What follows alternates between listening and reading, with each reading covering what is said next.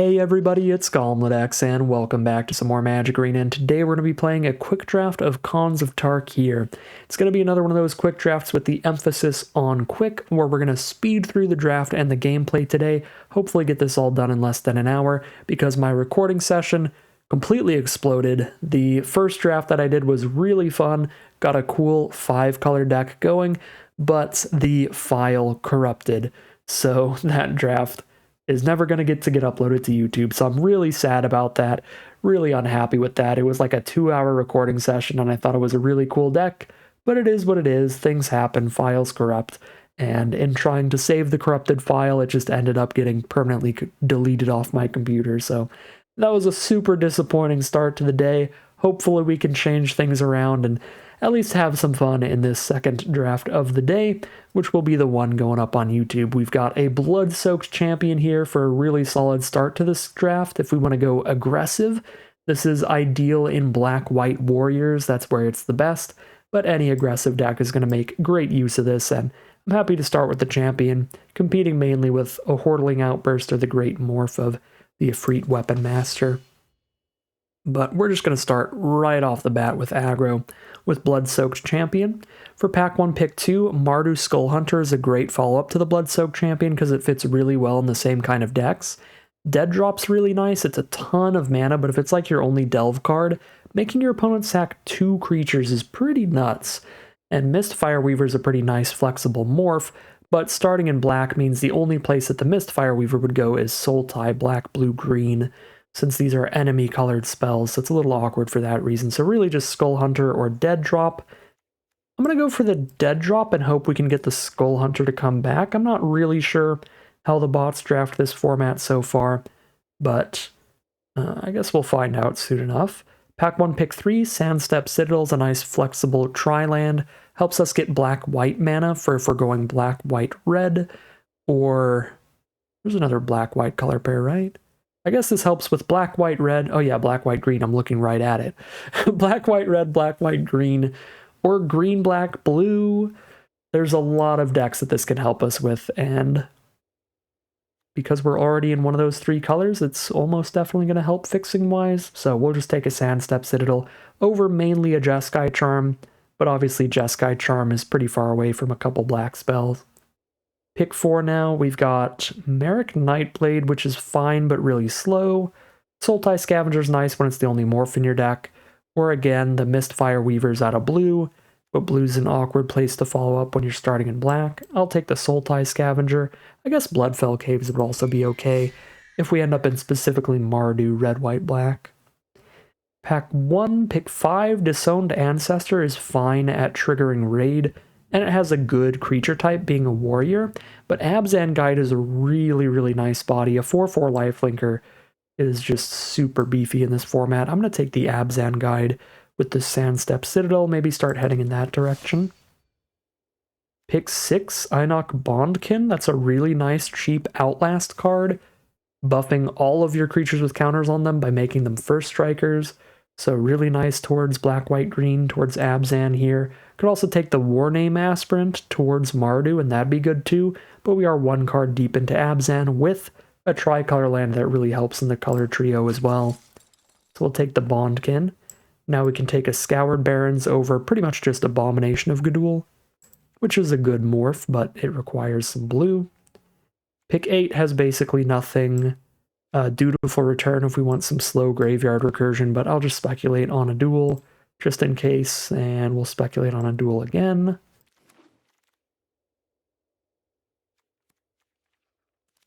Some random banners if we really need fixing. Probably just moving on to pack number 2 at this point for the most part, but I do like Mardu Wardshrieker in those Mardu decks, so that was a reasonable pickup pretty late. Alright, pack 2, pick 1. Another pretty reasonable pickup, the Tuskguard Captain.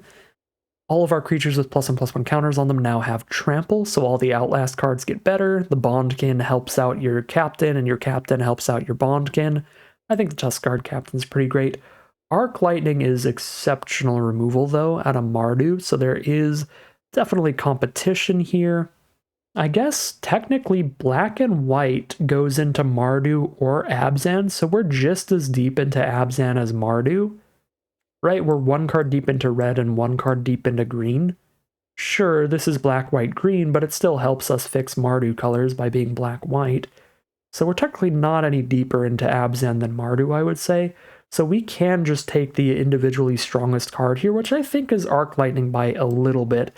In this format, it is really not difficult for this to blow up 2 creatures with your 1 removal spell, and that is always an incredible deal, so I'll take the Arc Lightning over the green card there. Pack 2, pick 2, Mardu Horde Chief's going to be a great one. We play black-white at the core, splash in red or splash in green, so just take the best black or white spell. That's easily Mardu Horde Chief. I think that's just the best card in the pack, period. It's an excellent raid card, and the 2-3 stat line stacks very well into Morphs. Pack 2, pick 3, there's another Mardu War Shrieker, which I do like. Rite of the Serpent is fine, but it's a ton of mana. I'll take the War Shrieker. Pack 2, pick 4, another Mardu Horde Chief. Really happy to see that. We'd love to wheel a Rush of Battle or a Throttle. Don't know how likely that is. I think the Rush of Battle would be more exciting since we have double Horde Chief. Pack 2, pick 5. Armament Core is definitely a strong enough uncommon to speculate on that over taking a Kill Shot, because Kill Shot's also just not the greatest in Mardu, because we're trying to be really aggressive. What is great, though, is Suspension Field. Wow. Suspension Field competing with Hordling Outburst and Mardu Skull Hunter? That's rough, because those would all be tremendous additions to this deck. I think I just take Suspension Field. Super efficient removal, 2 mana to exile your opponent's biggest creature. Exile some major beef. Yeah, certainly we want some more 1-2 drop creatures, but premium removal like this, I don't think you pass up on. Pick 7, Bloodfell Caves is very reasonable. Or the Timely Horde Mate, if we get more 1 and 2 mana value creatures to reanimate with this card, could be really good. Right now, Horde Mate doesn't look insane, but we want to take 2-drop creatures really highly because of the double Horde Chief anyway, so it'll probably be pretty good by the end of this draft. And it would go into Abzan or Mardu, whereas the black-red duel would only go into Mardu, so I'll take the Horde Mate there. Now we'll take some random Morph, just for a 2-2 on curve. A 3-mana 2-2, that is. Weapon Master's never going to be flippable. Just a 3-mana 2-2. I guess I'd rather take Trumpet Blast than that, but I don't think I'm getting my board state wide enough for Trumpet Blast to end up being great. Another 3-mana 2-2 Morph that we can flip up later. Now here's a 2-mana 1-3 to trigger our 3-mana raid cards. I think that is worth it enough to take over Rite of the Serpents. And let's see what we open up in pack number 3. We've got Nomad Outpost, excellent mana fixing, and that's about it. There's a Mardu Hate Blade to trigger raid, and that's it. Yeah, Nomad Outpost. Join the party. Pack 3, pick 2, Mardu Skull Hunter fits into black, white, red, or black, white, green excellently as a 2-drop to start triggering our other raid cards, or if we draw it later and we've already raided, then that'll be awesome as well. Yep, I like Mardu Skull Hunter a good amount. Pack 3, pick 3 is complete garbage. Doo-doo. Yeah, I don't really want to play any of these cards, but Jeskai Student is likely the closest, giving us another 2-mana creature to attack with for raid on turn 3. Another pack I'm not very excited about. Leaping Master is fine for giving us a 2-mana creature that can trigger raid, but red is definitely our tertiary color. We're primary to black and white here. So having a red source turn 2 isn't always going to be a thing when we're going to be on, like, I don't know, 7 white sources, 7 black, 5 red, something like that. Definitely less red than white and black. So I'll just take Rakshas's Secret, which I think the format is slow enough that this actually plays pretty well as a discard spell. The second copy of Dead Drop, I think without self-mill outside of Rakshas's Secret, we don't really want to ever draw 2 in one game, but being able to draw it in more games is nice. So that's Interesting. I don't think I go with that, though. I'm going to go with the Ponyback Brigade for getting a super wide board state later. Big fan of that. Skull Hunter's also great. So Skull Hunter, Ponyback, or Dead Drop would all be great options, but go for the Ponyback on this one. Pack 3, pick 6. There's a Rush of Battle finisher, but there's also a 4-mana 4/5 with very little drawback. I'm going to take the 4/5. That card is just so big in the format. Oh wow, we just get a Dead Drop anyway. All right. We have double Dead Drop. Get to try that thing out. Should be pretty fun. Pick number 8 is Nothing We Want. Pick number 9 is a Hate Blade. Perfectly fine little raid enabler. And now a Sultai Scavenger's a fine flying finisher. Although this is a bit more delve than we would want without self-mill. So I guess the one of Rakshas's Secret could actually be kind of helpful here.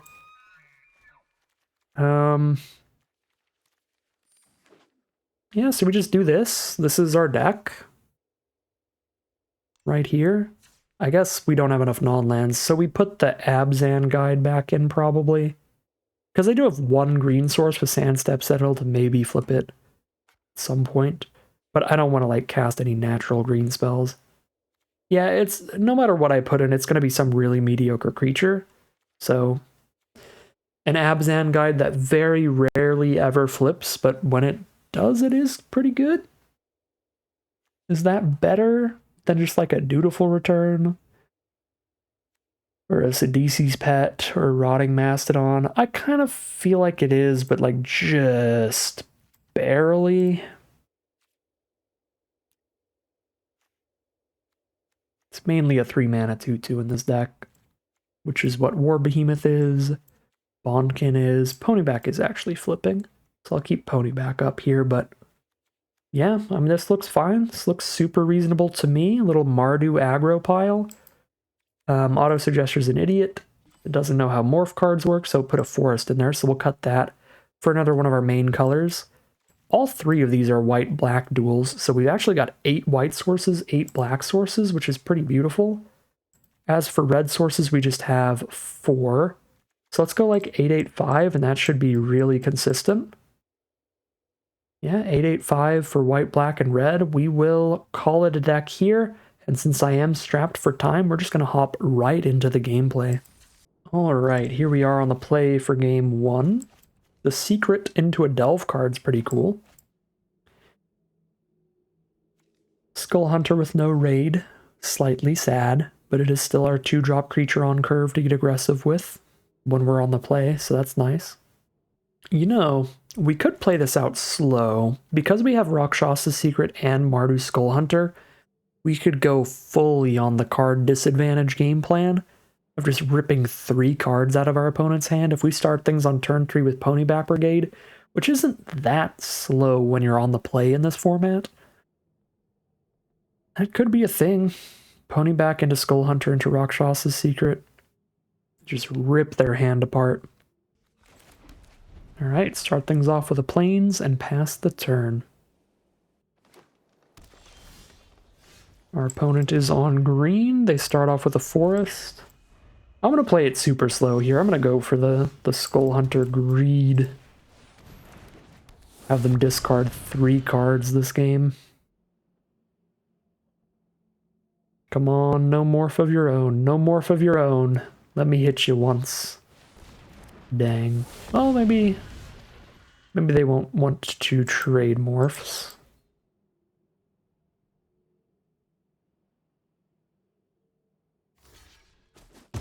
Alright, I was fingers crossed they wouldn't want to trade, but a trade's probably fine, all things considered.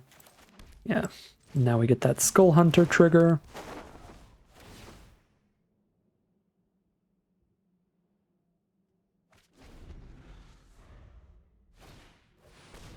Another face down.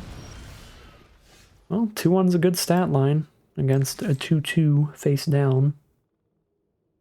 So we send in the Skull Hunter, and now we can cast Rakshas's Secret and Einok Bondkin in the same turn, and we can just leave all of the Delve fuel for one of our 2 dead drops if we draw into them, because we can just hard cast the Sultai Scavenger next turn. No blocks. Here's Rakshas's Secret. Rip out 2 more cards from their hand.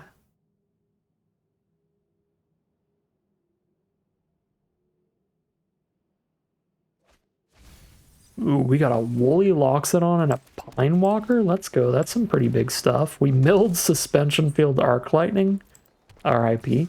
When those were just as likely to just be like land or something, so it is what it is. Some bad RNG on our mill. But we find a dead drop, which is a good one to find. Do they have another Pine Walker? Is this another Pine Walker that's going to untap itself here? I don't think I can play around them having double Pine Walker. That would be insane. Uncool. And statistically unlikely. But it is what it is.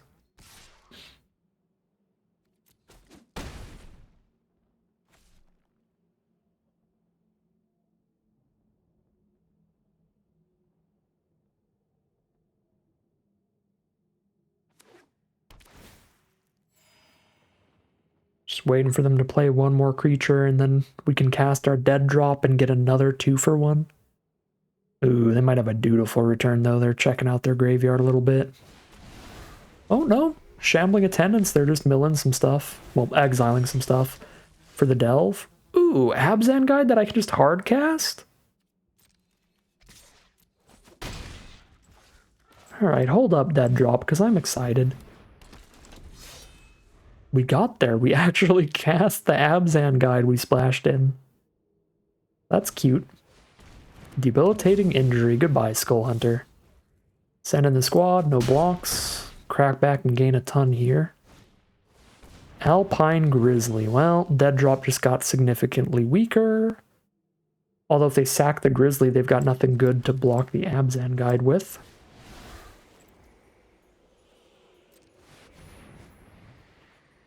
How many cards do I need to exile? Black, 1, 2, 3, 4, 5, 6, 3. I do have Graveyard Recursion for 2 mana value creatures, so exile all our non-creatures.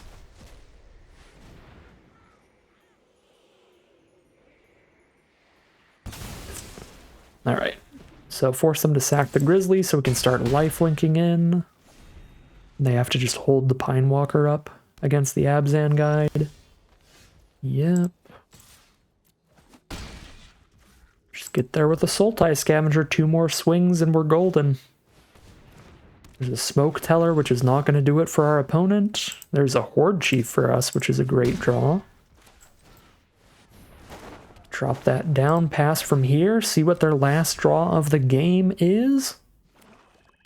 Just a land, even if it was removal for Scavenger at that point, thanks to the Horde Chief, we've got a wide enough board to just attack with all 3, chip in for at least 1, so really, really nice stuff from the deck there, just really out card advantaging them for the most part. We 2-for-1 them with Rakshasa's Secret, 2-for-1 them with the Skull Hunter, well, not really, because I think it just ended up dying to them flipping a 5/5, but we made them discard like a lot of cards, and then we killed 2 of their creatures with 1 removal spell, stuff like that. That just went really, really well. So hopefully our deck can keep it up as we head into game number 2. Here we are on the play for game 2. I think with the Horde Mate to pick up the Skull Hunter later, we're absolutely jamming it out turn 2 with no raid. I lied. We drew another 2-drop creature, so we can just play that one instead. Especially since they have Embodiment of Spring, so no matter what I play, I'm not damaging them. Oh yeah, double Embodiment of Spring. They are 5-color. They're blue, white, black, green at least. So they're likely 5-color. Alright, Skull Hunter should be pretty good here, especially if they end up getting to trade something into it. If this ends up in our graveyard, and we get to timely Horde Mate it back later, that's going to be completely filthy. Until then, we would love to top deck a mountain, so we can just cast our 3/3 on curve instead here. Ooh, so Skull Hunter, no matter what, has traded into a 6/7, right? So we made them discard that.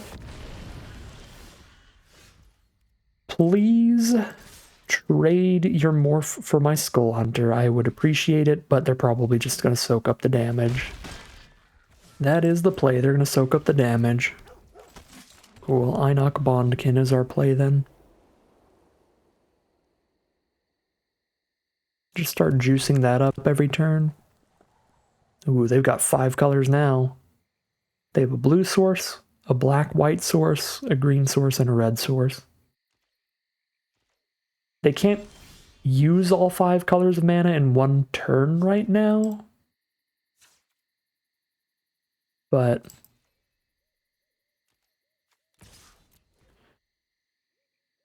they're just 1 land away. 1 swamp or plains and they'll be there.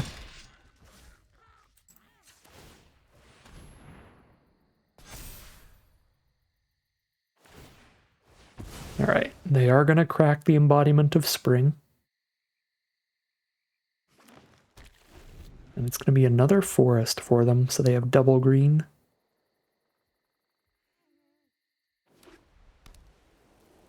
There's the plains, so now they can actually just go white, blue, black, red, green. But there's nothing in this format that's actually more than 3 colors.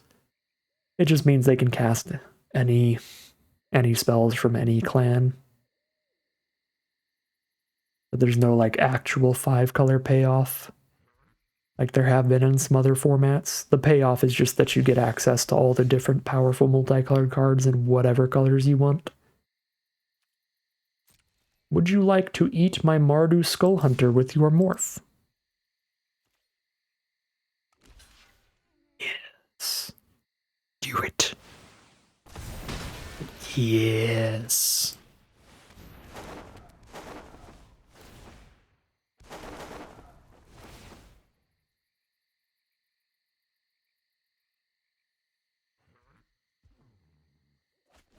The Skull Hunter takes out a 2/5 Sagu Archer.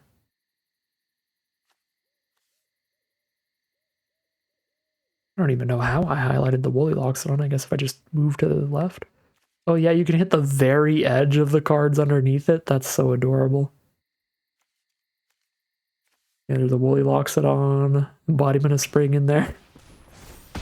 Aw, Savage Punch the Einok Bondkin. Disappointing. I need a ton of mana to get to this dead drop, but it's probably going to be really nice in this matchup. We're hoping we can get some Embodiment of Spring off the board first. You know, I think I have enough cards in my hand that if they blow a combat trick to kill these 2, that's going to be fine. Because then they're down to Embodiment of Spring and 1 card in hand, and then my grave will be full enough to get to that dead drop pretty quickly. And that gives us the lead from there.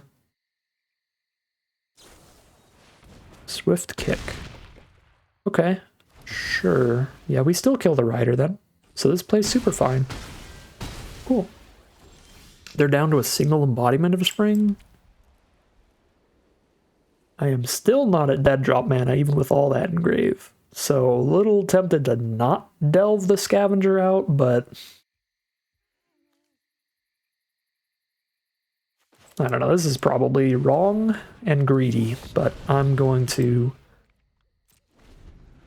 just play my Morph instead of my Scavenger, so that we know that we've got dead drop mana. Another Morph.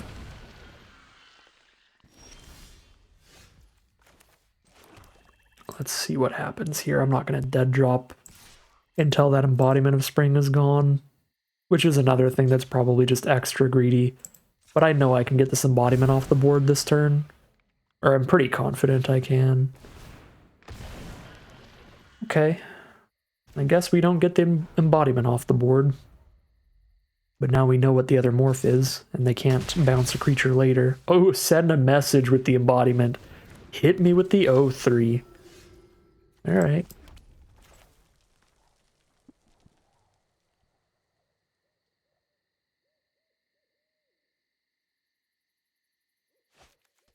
I'm going to play the War Behemoth here because I really want them to block and sack with Embodiment. If I play the Sultai Scavenger, they can't block the Scavenger with the Embodiment.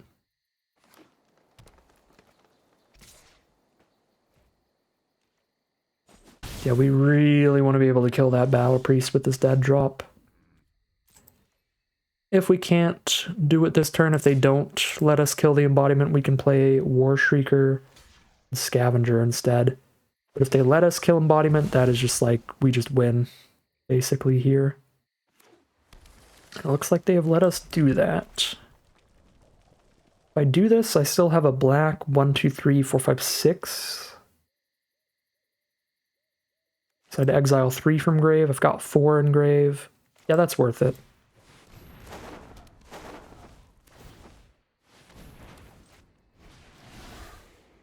Auto pay and exile 3 of these cards. Let's keep the one that's the best to reanimate with the Horde Mate. Although the Horde Mate's already dead, so it doesn't matter. Our only graveyard recursion spell is already in our grave, as far as I know. Dead drop is so insane so far. Ooh, top deck Morph though is really big because it's probably big enough to block and kill the 3/3. If not the 3/6, it might be a 6/7. We'll see.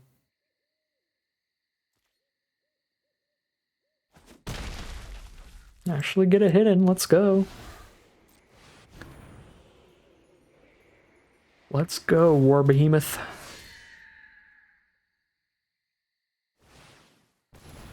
Moment of truth. Oh, it's another Aven. Okay. That's small enough that our board's really nice against it.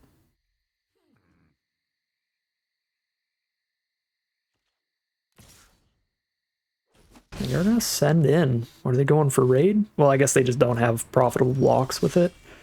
Nor with the Tusk Guard Captain.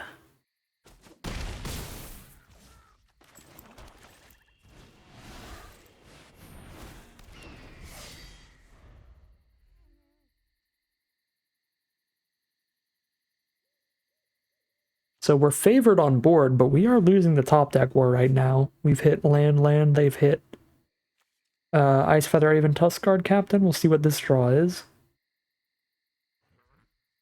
If it also impacts the game. That looks like a yes to me.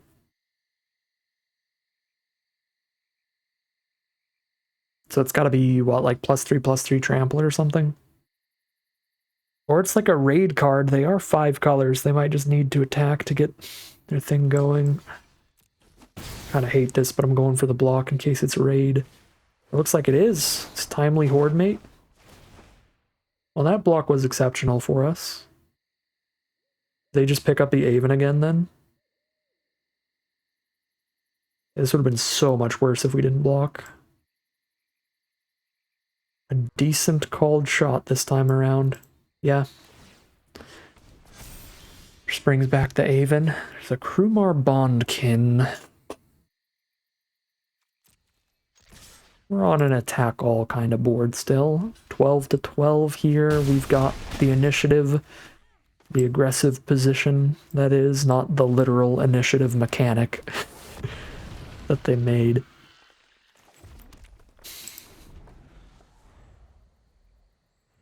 They're down to 6. Getting really close. But yeah, they're 3 for 3 on the last 3 draw steps. We'll see what it is this turn. Might have missed this time around, unless it's just an instant here.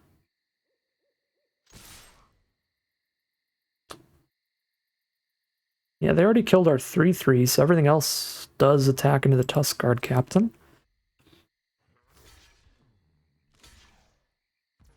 Yep.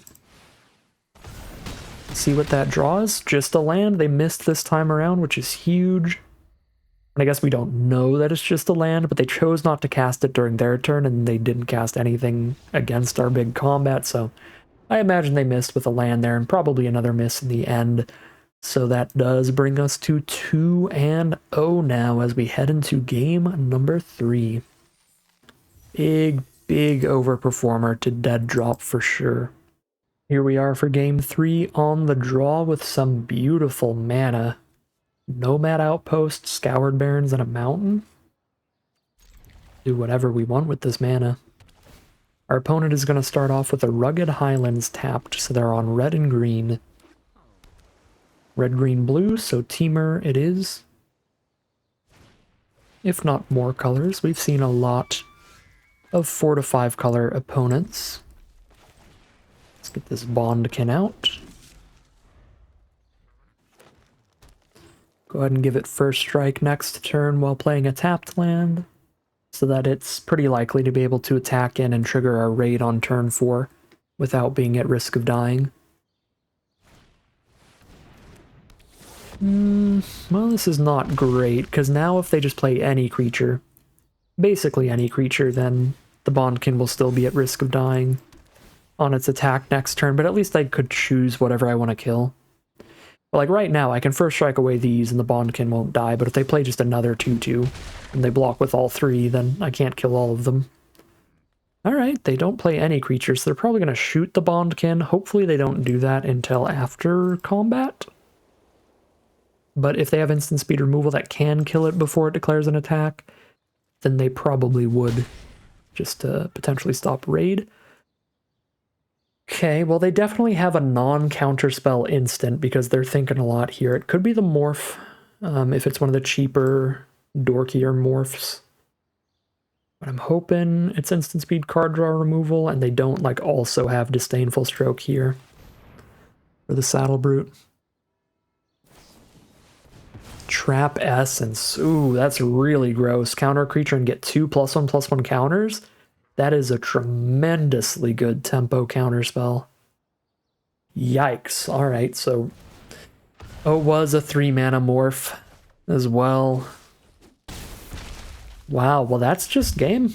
That's literally just game unless we top deck Dead Drop or something. Incredible curve out from our opponent with the Ice Feather Aven Trap Essence kind of combo there. Yeah, we didn't have any plays that were going to go well against Trap Essence. I guess if I was an absolute prophetic genius, I could have Rakshasa secreted and they couldn't have countered that, but... Yikes. Alright, well. 1 card engrave. All I can do is cast a Scavenger. It's not even big enough to block the Aven. Oh boy, this is just bad. So I just play a 5/3 because it's big enough to block the Highland game without dying. They have a Savage Punch as well. +2/+2 to the Aven, kill the Bondkin without losing that creature. That would be just the cherry on top of this incredible tempo curve. Yeah, good lord, this game was unwinnable. Yep, that's not removal. Alright. 2-1 heading into game 4. Here we are now for game number 4. This hand's actually a little bit awkward because it's got a lot of lands, especially after we top decked another one. And only 1 threat, but because the mana is really good and the removal spells are both potentially 2-for-1s, I'm going to keep it here and just really hope we draw into some creatures, draw into some threats to play out. That's a good start. So Arc Lightning's looking really good here because they have a 1 toughness creature, so if they plop down a 2 toughness creature, Arc Lightning's going to be insane. If they don't, we have that turn 4 Saddle Brute, which will be awesome because Bondkin's going to get an attack in. Oh yeah, this Arc Lightning's going to be busted. But it's still going to be busted if I play it a turn from now, so I can still be mana efficient here, play my 4-drop turn 4, and then we can do 5 mana of stuff turn 5, whether that's Student plus Arc Lightning or Suspension Field plus Arc Lightning. Either way, it's going to be awesome. If they play another 1 toughness creature, oh no, opponent. Oh no. I'm actually going to get rid of Suspension Field. I have Dead Drop if they resolve some bigger stuff. Okay. Time to just go all the way to Magical Christmas Land. Bazinga? Alright. Well, that's one of the grossest Arc Trails I think I've ever cast. That seems pretty good, and we still have 2 more 2-for-1 removal spells. If we flood out a little bit here, then we know what we're doing with our infinite mana.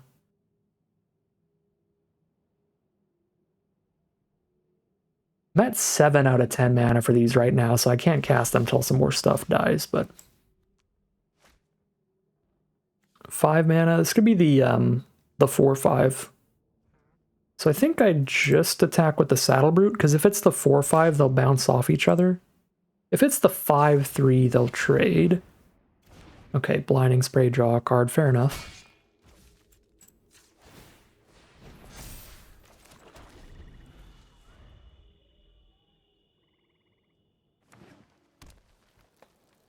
There's their green source, so they are Sultai.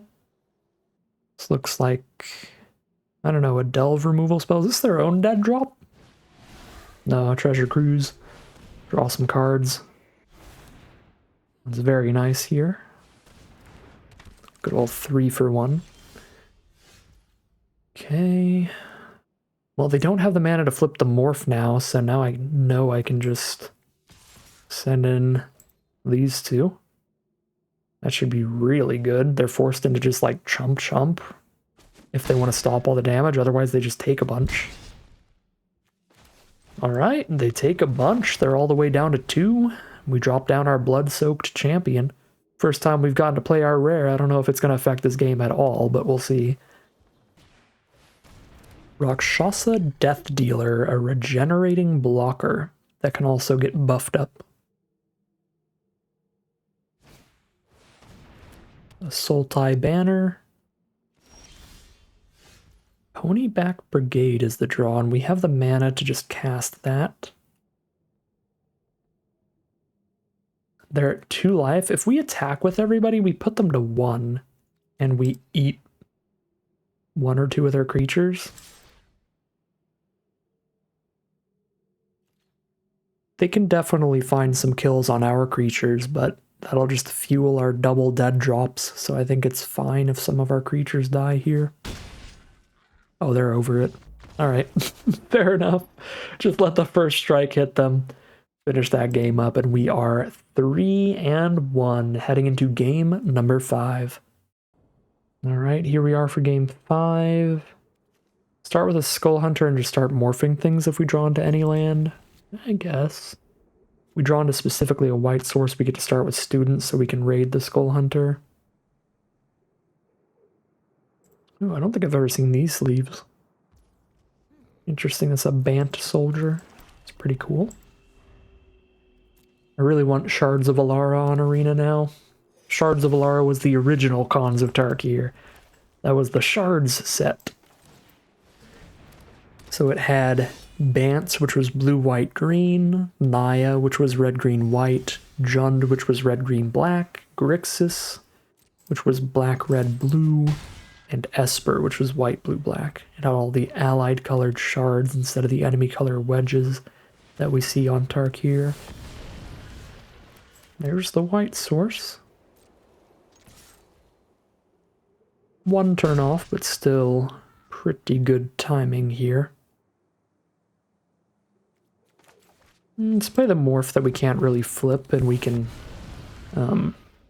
trade this off aggressively. Alright, combat trick it. No combat trick, Morph for Morph it is. Theirs was a 6/7, potentially later. Kind of like killing this Nightblade before it outlasts with our Arc Lightning. Always sad to Arc Lightning just 1 creature, but I feel like it's probably worth it on creatures that are gonna buff themselves up to being way too big to get Arc Lightning later. I guess with double Jeskai Student, though, being able to Arc Lightning and actually get prowesses would be nice. I'll save a 5/3 to trade into this, even if it becomes moderately big. Yeah, I don't know. Let's go for the double student.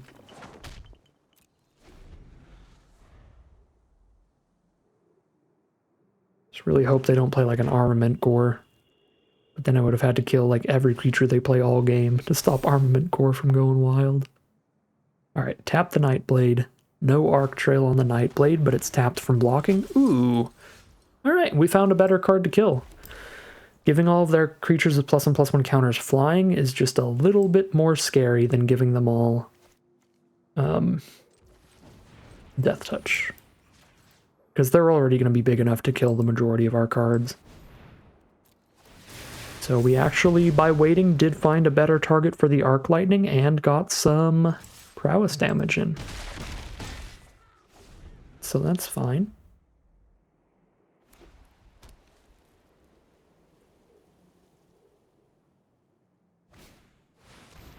Abzan Guide, that's an issue. We're definitely going to need to trade into that ASAP to stop them from gaining a million life. But if they have any combat tricks, they are going to completely flip the game back in their favor. Don't do it. Don't have the combat trick.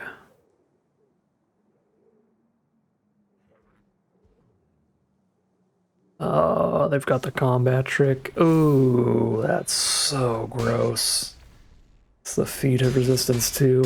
We probably lose off that then. Now they gain 5 off of every swing. Yeah, I mean, that was our only hope. If we didn't try to just kill it right there, then they would win whether or not they had the combat tricks. They just keep gaining 4 every single turn if I never blocked that. Yep. This is bad. At least if they don't have double combat trick, we can trade our 5-3 into the 5-5. While getting Death Touch trampled? Okay, now Death Touch is scary. When they get Death Touch trample. Yikes.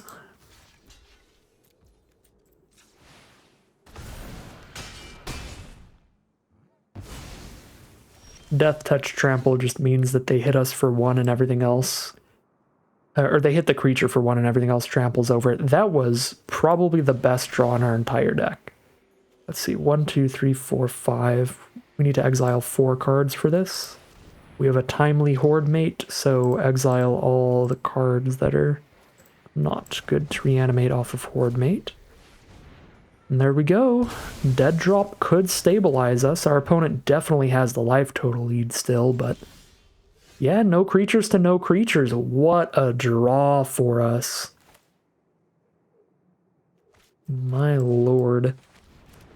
Alright, let's play both of these and exile 1 card.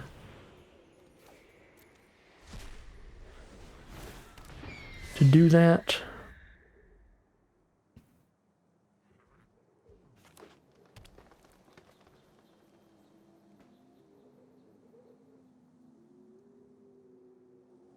it's going to be removal on Scavenger here. Maybe it's their own dead drop. Dead drop has just been so consistently nuts. Yeah, it's incredible for our opponent too. Actually, them killing a Blood-Soaked champion is not that bad for us. So that's got to feel like a little bit of a bummer that our opponent has to dead drop away a Blood-Soaked champion alongside the Scavenger. But overall, dead drop was still very good for them. Not gonna dead drop 1 creature here. I'm just gonna get my mana spent on this Blood-Soaked champion. Ooh, you can do that instant speed. It's kind of sweet. As soon as you've declared an attack, you just do that at instant speed. It's kind of cool. I mean, during your turn still, but it doesn't have to be during your main phase is what I'm trying to say. Alright, time for my opponent to be very sad. 1, 2, 3, 4, 5, 6. So we have to exile 3. No graveyard for us.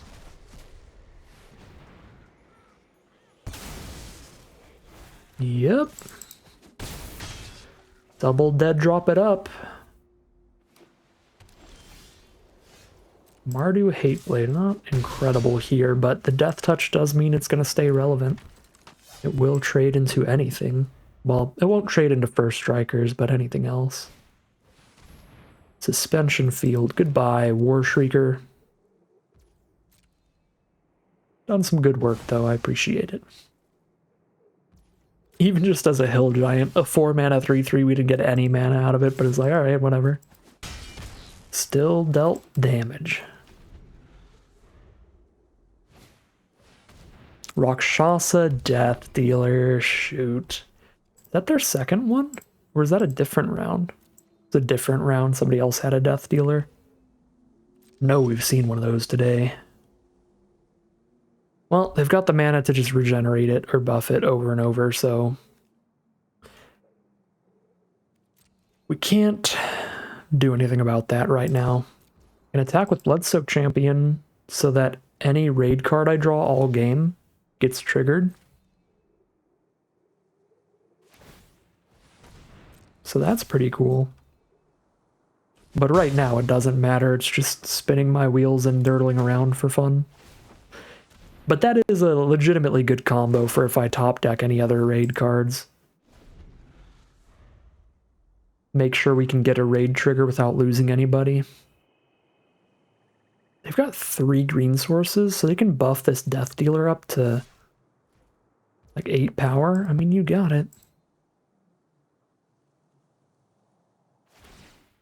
Doesn't kill me in one hit.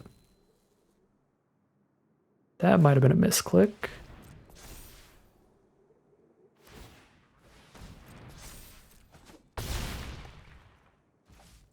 Yeah, I think they misclicked on the regenerate there. Oh my god, what a draw.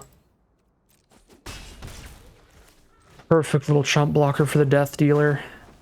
They've got a trample combat trick. We're going to die here, but holding up 1 more toughness isn't going to help us at that point. We'll still just die. All right, there's the concession from our opponent. Those dead drops just perfectly timed off the top in the late game. Really was not looking in our favor, but the dead drops did so much work for us, and they pulled us into that 4th victory. We're 4-1 now. Positive record no matter what.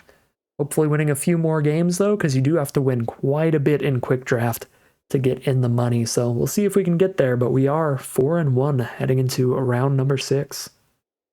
Here we are for game number 6 on the draw. Hand's a bit slower, but it's got some really nice cards. Certainly looking for a red source here, but we can still morph the brigade without the red. We just can't flip it up later.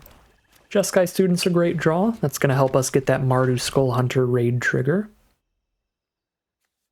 Pretty filler card, but when you've got a lot of good raid cards like we do, it's put in a lot of work for us. Our opponent is stuck on 2 mana right now. It's pretty cool. That means Skull Hunter's definitely making them discard a non-land card.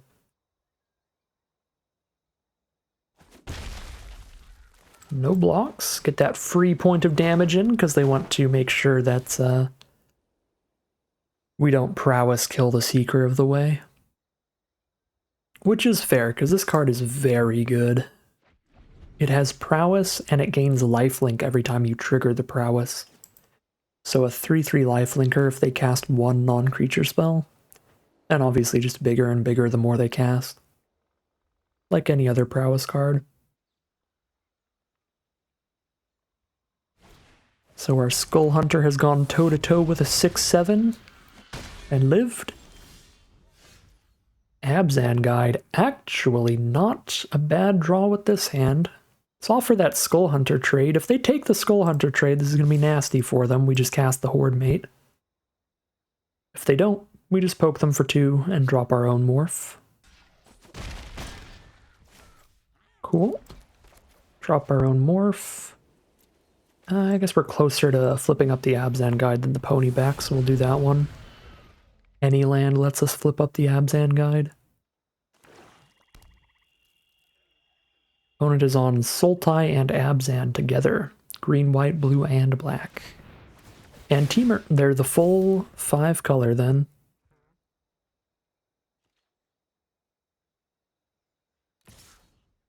Send in the 3/3 lifelinker, and that's going to be pretty hard to race. They go back up to 22. Seeker of the Way put in some work here.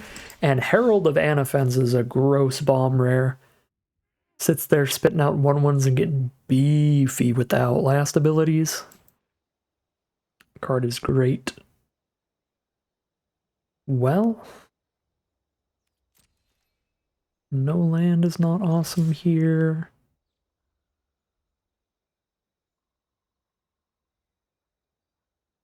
Guess I do need to start worrying about my life total a little bit, so we'll hold the one Jeskai student back.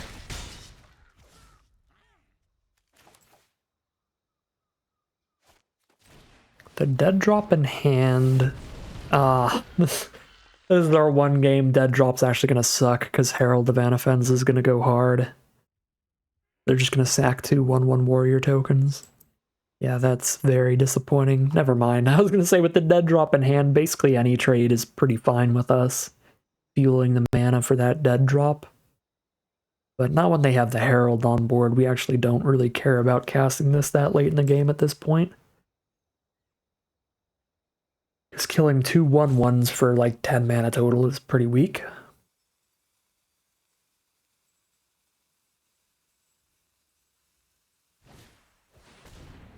Bitter Revelation. Just some card draw for now, so no outlasting with the Herald. At least it costs a lot of mana to outlast with the Herald. Maybe this is weaker than I remember it being. Yeah, it is 3 mana to make a 1/1 every turn, basically. It's still a good mana sink for sure. But I think for some reason, I thought that it was like make a 1/1 for each +1/+1 counter on it or something like that. To where you get 1 and then next turn you get 2 and then next turn you get 3. Yeah, it's not as good as I thought it was, but it's still very good. That is the worst draw in our deck, RIP.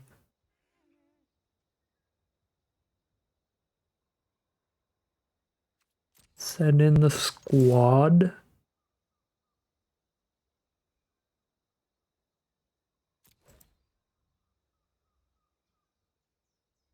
They could double block our Jeskai student. Let me just horde mate it, I guess.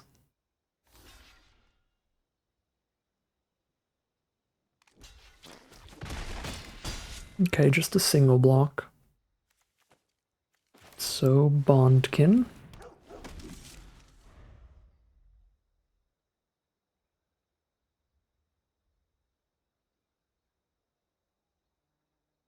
Mana is really not functioning particularly well this game, which is disappointing. The lack of the red source being the big downside. War Shrieker would have been our best play for several turns in a row now, had we had the red source. I think it's still our best play now without a 2-drop creature engrave, but now it's just a 4 mana 3/3 since we've dumped the rest of our hand. Yikes. Alright, just sit here and watch our opponent slowly pull this game away from us at this point.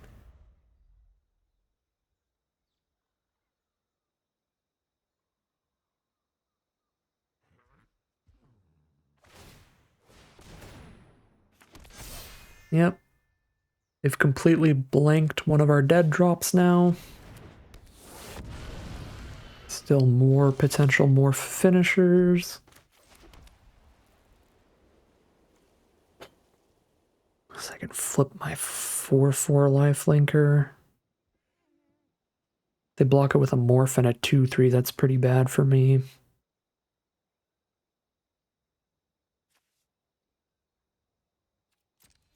I mean, what else are we really going to do here? And try to get some magical favorable block.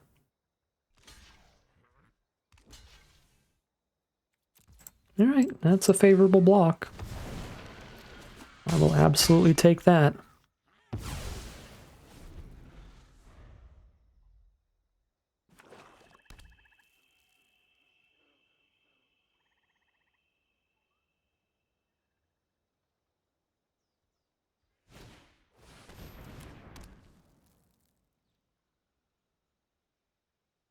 Well, now that they have double teamer banner, they can use one to sacrifice the other. They can get blue and green out of these, and then red off of one of the banners to sacrifice the other banner. They've got 5 mana up. They can flip like the 5/5 Trampler and eat any creature that I choose to block with here. I guess at least if they eat the Skull Hunter, they're tapped out of using the Herald, and then I can attack and Horde Mate back the Skull Hunter to make them discard the last card in their hand, which we're pretty sure is a non-land card because they've spent several turns not playing a land. Oh wow, they're gonna let us keep this? I thought for sure they were gonna go 2-3 and 2-2 on this. And we just kill a Morph at this point. But alright, free attack, we get to keep it. That feels awesome. Skull Hunter, and we get to make them discard a Raider's Spoils. I don't think that was actually that insane here. I guess giving the whole board +1/+0 is pretty big when they're spitting out so many 1/1s over time. That's fine. Okay, so this is just going to be another 6/7 or something giant. 6/7 or 5/5 or something. Yeah, now that we've already used the Horde Mate, we might just take this.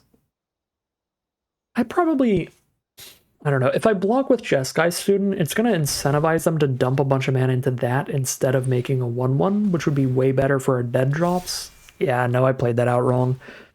We absolutely should have blocked that and seen if we could have gotten a turn off from their 1/1 so that the dead drops are active. Although, what a draw. Rakshasa Secret now that they're out of cards.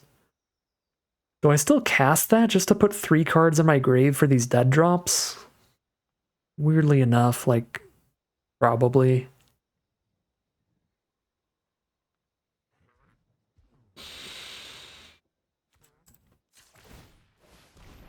That feels so awkward, just so bad.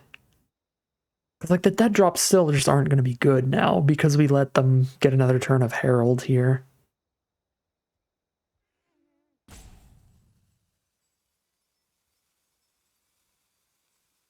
Yeah, I'm not going to do that. Just going to go back to slowly getting this game pulled out from under us.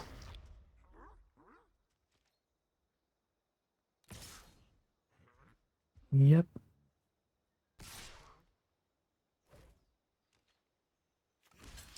See, now they have enough mana, they can probably flip this and make a 1/1 with the Herald.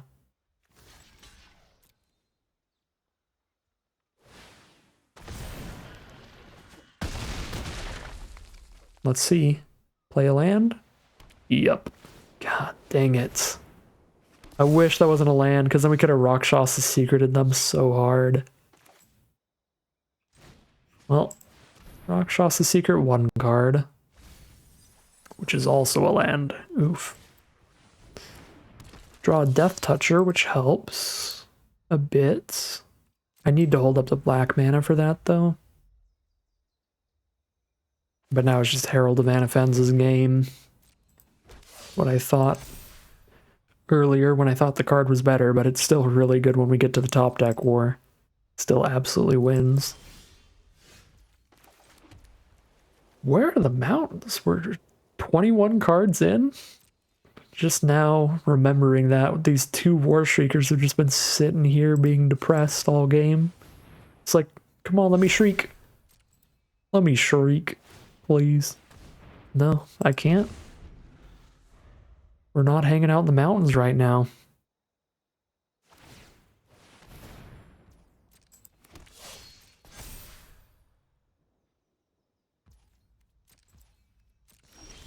Alright, so our dead drops are completely useless.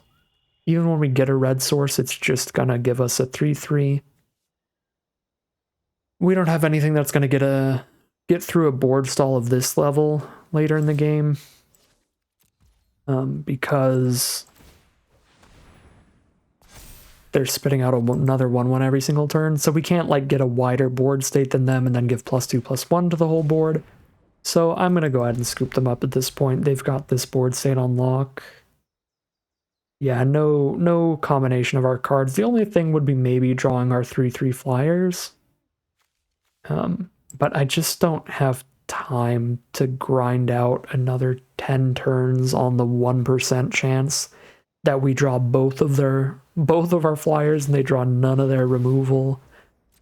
It's a very, very low shot at victory, and it's going to take quite a while to keep grinding this game out. And I don't have time for that, so we're going to move on to game number 7, 4 and 2.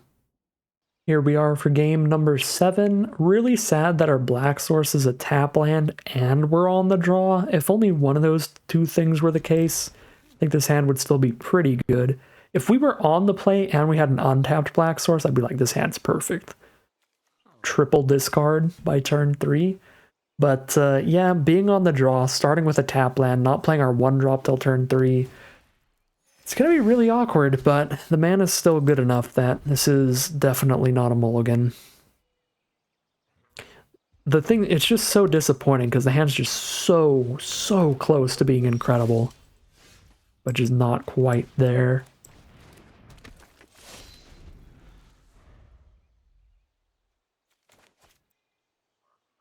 And all it takes is those 2 little changes to make the hand go from being like incredible to kind of average.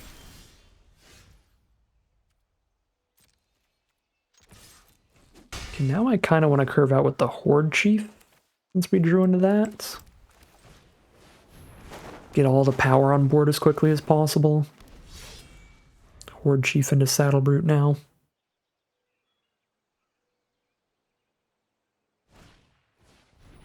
There's a Hate Blade. I can trade that into the Horde Chief and that'd be fine. If they just hold up the Bondkin, I don't really get any damage in now. I can still send in the Blood-Soaked Champion to trigger a raid, but I'd have to spend the 2 to pick it back up. So I could attack with Champion, pick it up, and Skull Hunter them, I guess. It's not bad.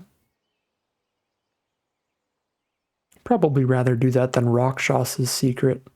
But if I can find a good attack to get the Saddle Brute down, I'd rather do that. Ooh. Hello. I mean, those are good numbers. Let's try to get those good numbers going. Let's see if they have the Feat of Resistance or if they're just holding up the mana for the Death Touch. Just holding up mana for Death Touch. Excellent Arc Lightning play. And they're down to 14.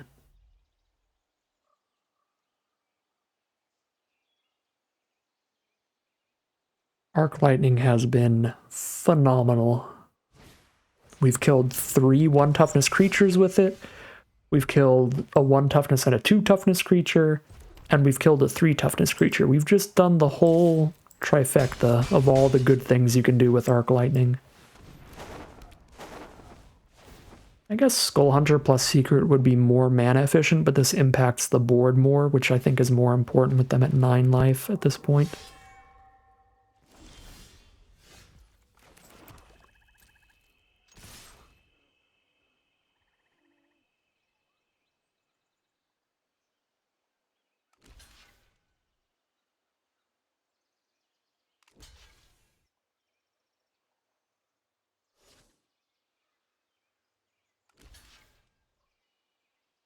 Put them down to 3.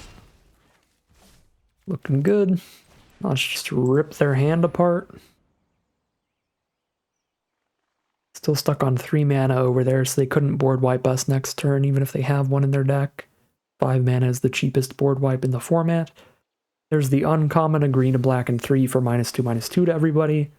Or the rare, double white and 3 to blow up all creatures.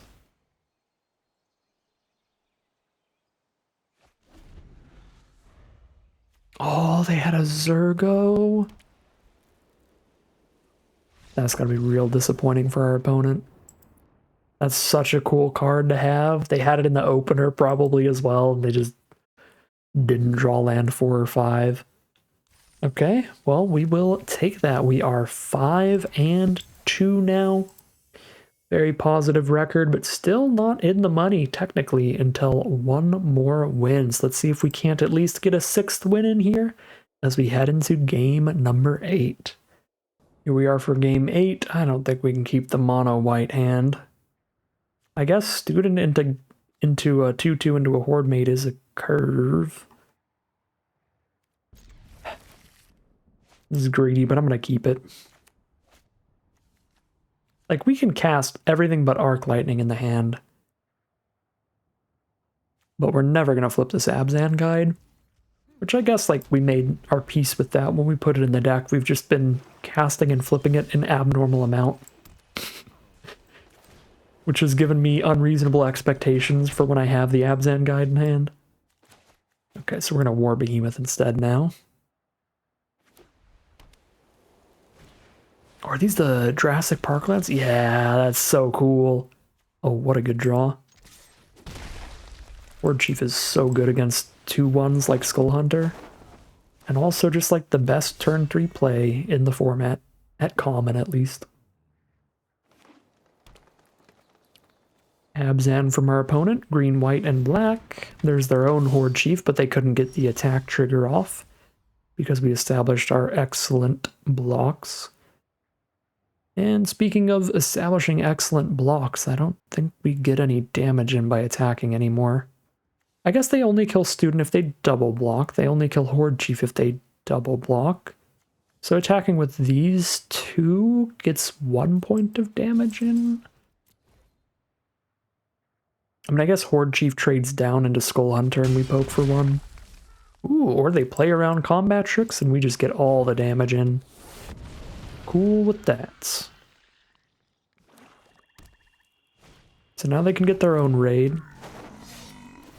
They say, no, I'm cool. I'll shoot myself in the face for 4 to hold up all these blockers. Which is fair enough. Sandstep Citadel actually the perfect draw with the Abzan Guide in hand. Yeah, 4 or 5 on blocks means we are done attacking for a little while. Okay, Sandstep Citadel might not be the perfect land. It is the perfect land for the Abzan Guide, but we do still have this Arc Lightning sitting here being sad. Ooh, Death Frenzy, that's gross. Was not expecting that.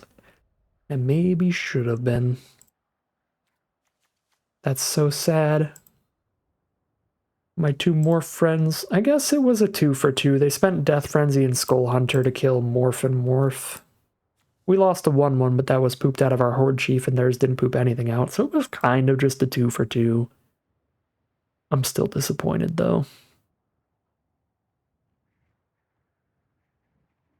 Well, none of the 4-drops are great right now. The Bondkin doesn't get to outlast the turn we play it. I don't really like any of our plays. I'll just go for the Bondkin, though, and I guess start juicing that up until we hit our red source. Once we hit the red source, we're probably doing like a post-combat Arc Lightning to try to finish off the Saddle Brute, or we're killing a Flyer.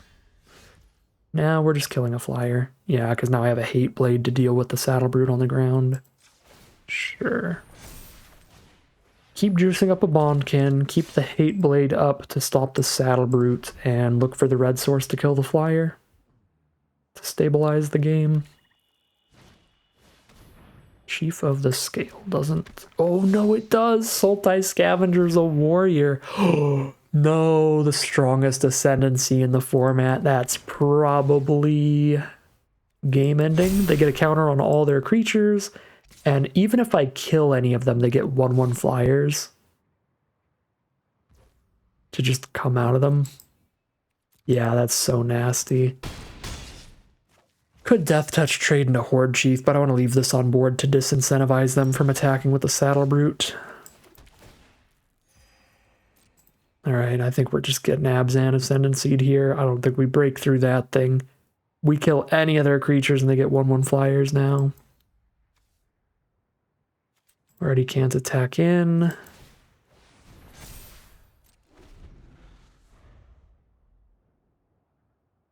And Scavenger is well out of reach of our Arc Lightning now, getting buffed by the Chief of the Scale and the +1/+1 counter from the Ascendancy. Uh-oh. Going for big damage here.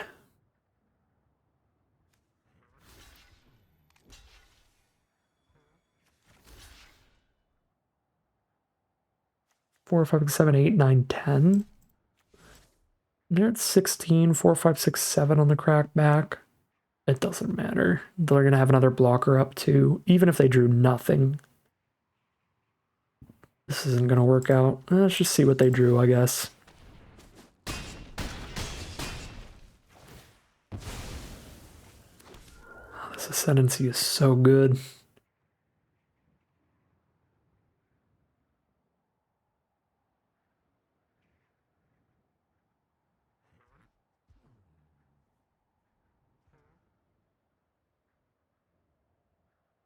So they don't know how they want to use their other card if they have it. Oh, or they just were AFK for a second, just Tuskguard Captain. Oh, they were thinking if they wanted to play around a board wipe or not, I guess. Doesn't matter. Still no red source for the Arc Lightning, sadly. And we're super dead in the sky. That is gonna wrap this draft up. 5-3. Very respectable record. Super solid run. It was a pretty fun deck. Pretty good one, I think. Overall, 5-3 is probably about where it lands on average. Maybe somewhere between 4-3 and a 7-win run is where I'd expect this to go. So this might be like a little lower than I would have expected or wanted from the deck, but still played really well. I mean, the double dead drop were the biggest overperformers, the biggest MVPs by far. Any massive underperformers? I mean, I was never super excited about the Jeskai students, but they were constantly enabling raid cards, which is why they were in here. I guess the War Shriekers were kind of underperformers because we were hitting them without the red source a lot, which is a bit self-imposed, which is 5 red sources. Maybe I should have upped to a 6th and cut one of our main colors down 1 land. So maybe we could have made the mana base a little better with a little more red sources, I don't know. But I feel like there were also games where we were drawing way too many red sources. But yeah, like looking at the makeup of this deck mana-wise, I don't feel like more than 5 red sources is correct. So maybe we could have built it a little better, just like maybe taking the War Shriekers less highly and having more just reasonable black and white spells getting picked up. Like, I think these War Shriekers are definitely better than any other creature we could put in here, but maybe it's like fine for the mana base to cut double War Shrieker to put in Sidisi's Pet and Dutiful Return, or Sidisi's Pet and Mastodon or something. I don't know. That was the one potential big underperformer, because usually I think this card does a lot of work and it's really fun, but we had some bad opportunities for the War Shrieker today. So, yeah. Solid run. 5-3. We get 650 gems and an extra pack out of the 750 gem event. So technically down 100 gems, but we got 4 packs of cards in the process. So really depends how much you value adding to your collection. Since I don't value it really at all, I would say this is down in the money, down in value in general. But I think the vast majority of Magic Arena players would be happy to spend 100 gems to get, 5 packs worth of cards, since we did get the random extra pack here in our reward. Yeah, 100 gems for 5 packs. You get 20 gems for each duplicate of a rare, and 5 packs guarantees 5 rares, so I guess, yeah, solid value today, if you want to look at it that way. But that is going to end today's video. As always, I'd like to thank my patrons and members for their support, as well as you for watching the video. If you enjoyed this video and you'd like to see more, you can always like, comment, and subscribe to tell the YouTube algorithm to send you some more in your recommended feed. If you're interested in catching me live, you can check out the Twitch channel in the link in the description below. And if you'd like to support the channel directly, you can check out the Patreon link in the description below. But other than that, as always, thank you very much for watching, and I'll see you again soon for some more Magic Arena.